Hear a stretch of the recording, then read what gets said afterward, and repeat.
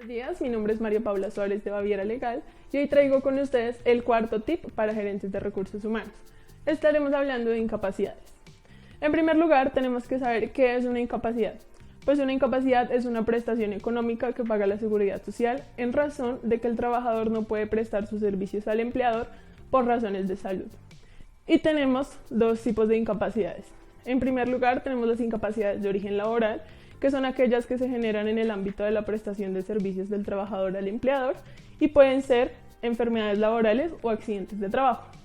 Y en segundo lugar, tenemos las incapacidades de origen común, que son aquellas que se generan en ámbitos completamente distintos al laboral. Por ejemplo, una familia que se va de viaje, el trabajador que se accidenta y que no tiene nada que ver con la prestación de servicios según su contrato de trabajo. ¿Para qué nos sirve hacer esta distinción entre incapacidades de origen laboral e incapacidades de origen común? Para dos cosas. En primer lugar, para saber quién tiene que pagarlas y en segundo lugar, para saber cómo las tenemos que liquidar, como vamos a explicar a continuación. ¿Quién tiene que pagarlas? Para el caso de las incapacidades de origen laboral, tiene que hacerse cargo del pago la ARL desde el primer día en adelante al 100% del salario. Y para el caso de las incapacidades de origen común es un poco distinto. El primero y el segundo día tiene que hacerse cargo del pago el empleador al 66,67% del salario. Del día 3 al día 90 tiene que hacerse cargo la EPS al 66,67% del salario. Del día 91 al día 180 nuevamente se hace cargo la EPS, pero esta vez al 50% del salario. Del día 181 al día 540 tiene que hacerse cargo el fondo de pensiones al 50% del salario. Y el día 541 en adelante, nuevamente se hace cargo la EPS, pero al 50% del salario. Respecto a los salarios integrales, es importante tener en cuenta que como sobre estos se cotiza a Seguridad Social sobre el 70% del salario del trabajador, en el caso del pago de incapacidades se va a realizar sobre el 70% del salario de ese trabajador y se van a aplicar los porcentajes que previamente mencionamos dependiendo del tipo y día de incapacidad.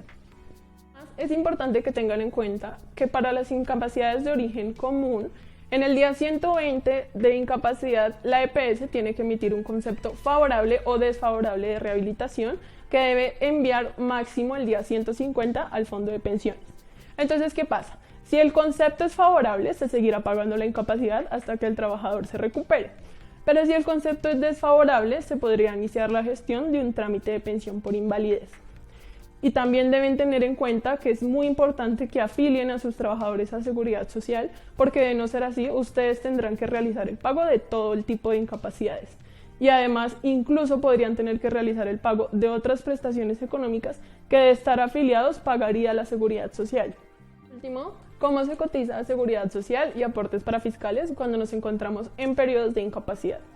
En el caso de Seguridad Social, que estamos hablando de salud, pensión y riesgos laborales, solo vamos a cotizar a salud y a pensión sobre el 100% del valor de la incapacidad. No vamos a cotizar a riesgos laborales porque se entiende que si el trabajador no está yendo a trabajar, pues no está expuesto a ningún riesgo de carácter laboral. En el caso de aportes para fiscales es diferente. Estamos hablando de caja de compensación, SENA e ICBF. Y no vamos a realizar cotización sobre las incapacidades porque la norma sobre cotización de aportes para fiscales hace referencia a que solo se cotiza sobre salarios y descansos remunerados. Las incapacidades no son salario porque salario es la contraprestación que se le da al trabajador por sus servicios y los descansos remunerados no son porque las incapacidades son prestaciones económicas que asume la Seguridad Social porque el trabajador no puede ir a trabajar por razones médicas o de salud y no porque esté descansando.